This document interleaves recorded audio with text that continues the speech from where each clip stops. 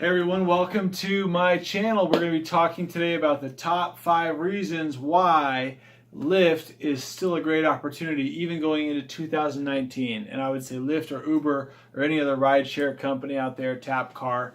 It's fascinating. More companies are growing as this industry develops. Just like there's a ton of cryptocurrencies out there, there's more and more ideas developing in the commercial sphere of rideshare, and that's what's beautiful about today's economy, all right, you guys? So before we get too out there with philosophy and ideas, I want to share with you guys what I came up with today.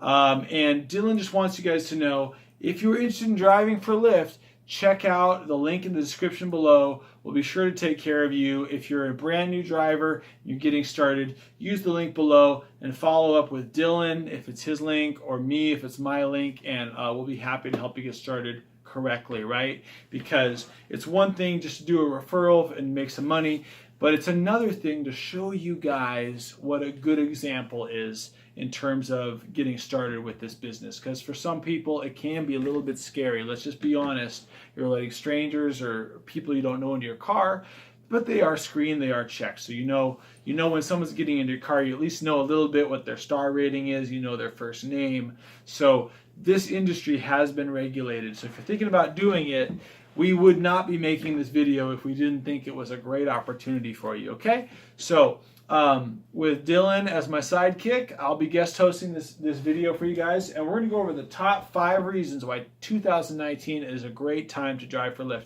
These are my 5 reasons, really, and it's not even a conclusive list, but this is what I came up with while I was thinking over the last day.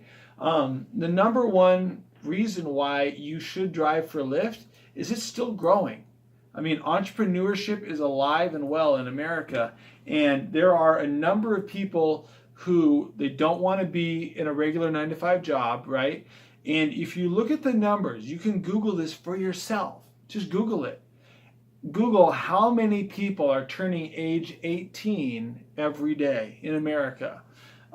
Statisticians estimate about 11,000 people turn age 18 every day in the United States. You know what that means? Do you remember when you were 18? Do you remember what that felt like? You didn't want to be stuck at mom and dad's house. You didn't want to be, doing babysitting. You want to go out, you want to play at the mall. You want to go out with your friends. You want to go to the movie theater. You don't want to be stuck at home. You don't want to be watching your baby brother, your baby sister. You want to go out and have fun, right? So guess what? Most kids these days have a smartphone by the time they're 18. And they already know Uber and Lyft and other rideshare platforms is a real thing. So they're going to request, and they just turned 18. They probably got a credit card offer in the mail. So they're putting their credit card on file. And, love them or hate them, credit cards are going to be there. But that's your bread and butter, is your customer requesting you, and then you're able to just scoop them up and take them where they need to go. So whether it's an 18-year-old person or someone middle-aged or older, you've got guaranteed 11,000 people every day turning age 18, getting that credit card offer in the mail, and needing a service to get out and explore the world. You realize the turnover never dies, right? There's doom and gloom people out there that say, oh, the world's running out of resources, or oh, we're going to run out of oxygen, or the global warming. You know what? The planet has never run out of resources ever since we've been here. It's always renewing. It's always circulating, right? And if you just Google it like I did, 11,000 people turning 18. And that's 21 too. 11,000 people are turning age 21, which is the required age to drive for Lyft or Uber or other rideshare platforms, right? So this leads me into the number 2 reason. Referrals. You can make referrals on the customer side as well as the driver side. So whether or not you're savvy enough, I recommend, hint, hint, printing these fascinating little business cards. My code there, I generated my own code. It says Pink Love, right? So I have some strategies I teach on my own channel on how you can do your code generation. But do you realize, it's people, they want to get out, they want to see the world. If you give them a referral code, this is ripe territory, you guys. Not just picking up people that are new customers or that are recurring customers, But that 18-year-old person that's just trying it for the first time, you could be on social media, on your Facebook, like, hey friends, try my code, tell a friend to tell a friend on the club night, whatever night. You do hashtag going out, hashtag Saturday night referrals. There is so much money to be made on referrals. It's insane. So let's go back to point number 1 for a second. You have 11,000 people every day in America becoming of the legal age. That's 11,000 people. You're not going to get all of them, but you'll get your share. That could be entering your code. So you make money on the referral, right? They punch in the company takes a loss. Lyft or Uber, they're gonna front the money for the ride credit for that customer. If the customer takes a really long ride, sure, they're gonna have to pay something. But if they take a short ride, it's virtually free, or it could be absolutely free based on the amount of the ride credit. Now you got paid on referring them with your code. Hey, you could also be, you don't know, you could also be the person that picks up that same customer, right? That may or may not happen, but there's money to be made, right? So the referrals are still good, right? And if that doesn't totally make sense on the referrals, check out some of the other videos that Dylan has or some of the videos on my channel. Now, number 3 reason is the value of having a car and transportation, right? Transportation is a viable commodity, very much like food or air or water. I mean, how does your food get to your supermarket? Transportation. Someone drove a truck to get that food there, right? How do you get to where you need to go to get to work? People got to transport themselves, right? So we're always going to need transportation, but your car can be an asset or a liability. That means it can put money in your pocket as an asset or take money out of your pocket as a liability. Which one would you rather it be? Let me give you a hint. You don't want it to be a liability. And for many people, their car is just a means to drive to work every day and drive home, and they're stuck in traffic for sometimes 1 or 2 hours. Really terrible idea. As a quick aside, you want to live close to where you work, by the way. You don't want to be wasting an hour of your life every day going back and forth, right? But for those who don't have a car, they're going to be using rideshare companies, right? Because it's the happy medium between taxi and a subway or a stinky bus ride. It's a very happy medium, and the rideshare industry created a whole new culture and a whole new market of consumers who are happy to pay, you know, $1 a mile or $1.50, whatever your market is charging. Uber and Lyft and the other companies out there, they very strategically priced their business model to be that happy medium between the taxis, which, you know, they had the monopoly for a long time, between the taxis and between public transportation. We're a happy medium, and there's a market just still growing, snowballing, just growing, where people really value the privilege to be able to press a button and take that ride. Now how does this relate to you in your car? Well, let's talk about that. Let's assume you started out with a older model car, maybe barely qualified, 2003, right? And your wheels are ready to fall off. You're embarrassed. You're ashamed of yourself. I got to get a new ride. This ride sucks. I just keep getting my bonuses until I can upgrade. Well, you're on the right track if that's what you're thinking, because cars are getting smarter and more fuel efficient. I started out with the Saturn Vue. As I actually barely qualified to get in. I had a 2005 back in 2014 when I signed up, and I barely qualified with the year of my car, and it was a stick shift, right? So I was getting tennis elbow driving this car, and the money was good back then. We were making well over $1.50 a mile. It was good money back then, but that doesn't mean it's not still. So stick with me here. What I did is I upgraded my vehicle from that Saturn Vue, and I got a Prius. After just a few months of driving, I saved up several $1,000s. So I went and put a down payment on a used Prius, and I upgraded my lifestyle. I upgraded my miles per gallon, my fuel economy, and the quality of the car. The Prius just flows smoother. It rides a little quieter. The automatic, I wasn't having to stick shift all the time and clutch and that, wearing out my joints, just doing that constantly in busy Los Angeles traffic. So I upgraded my life quite a bit. And that's an advantage you have, because And this segues into point number 4. When you upgrade your vehicle, you're also upgrading or increasing your tax deductibility with your business, right? Now, believe it or not, I gave a ride to someone. He worked for H&R Block, one of my passengers a few years ago. And this guy that worked for H&R Block, he said, you wouldn't believe how many Uber drivers or whatever rideshare drivers come in and they don't realize all the deductions they could be getting. And I understand what he's saying, because believe it or not, I earned like an upgraded like supervisory position where I was basically I was paid to take rides, and I was recruiting drivers.